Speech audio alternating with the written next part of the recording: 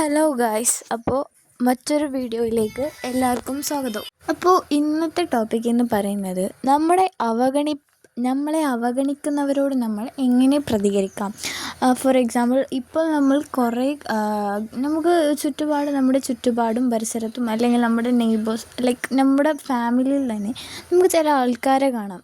എത്ര അവഗണിച്ചാലും അവർ വീണ്ടും വീണ്ടും വീണ്ടും വീണ്ടും ചില ആൾക്കാരുടെ പുറകിൽ പോകും. ചിലപ്പോൾ അത് എല്ലാവരുടെ പുറകിലും പോകുന്ന ഒരു വ്യക്തി ആയിരിക്കില്ല. പക്ഷെ നമ്മൾ ചില ആൾക്കാരുടെ പിന്നിൽ പിന്നെയും പോകും.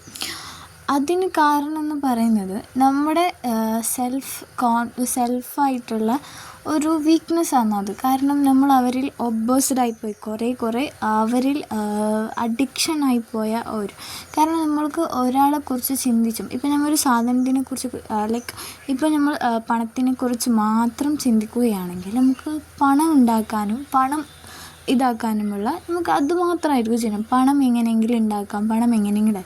അതേപോലെ ഒരു വ്യക്തിയെക്കുറിച്ച് നമ്മൾ ചിന്തിക്കുകയാണെങ്കിൽ നമ്മൾക്ക് ആ വ്യക്തി തന്നെയായി മാറും. ഇല്ല, അപ്പോൾ നമ്മളെ അവഗണിക്കുന്നവരോട് നമ്മൾ എങ്ങനെ പെരുമാറാം? നമ്മളെ അവഗണിക്കുന്നവരുടെ പിന്നാലെ പോകാൻ പാടില്ല. കാരണം നമ്മൾക്ക് നമ്മളതായ ചില കാര്യങ്ങളും നമുക്ക് വ്യക്തിപരമായ ചില വേണം, നമ്മൾക്ക് ബൗണ്ടറീസ് വേണം.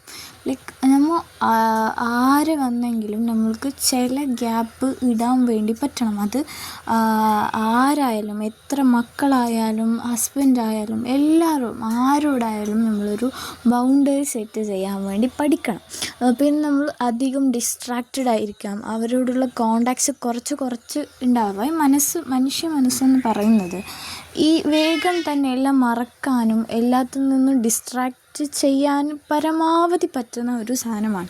അപ്പോൾ നമ്മുടെ ബ്രെയിനിനെ ട്രെയിൻ ചെയ്യിപ്പിക്കേണ്ടത് നമ്മളാണ്. കാരണം നമ്മൾ നമ്മുടെ ബ്രെയിനിനോട് പറഞ്ഞു കൊടുക്കണം, ഇവർ അങ്ങനെ ചെയ്യരുത്, നമ്മൾ ഇങ്ങനെ ചെയ്യരുത് എന്ന്.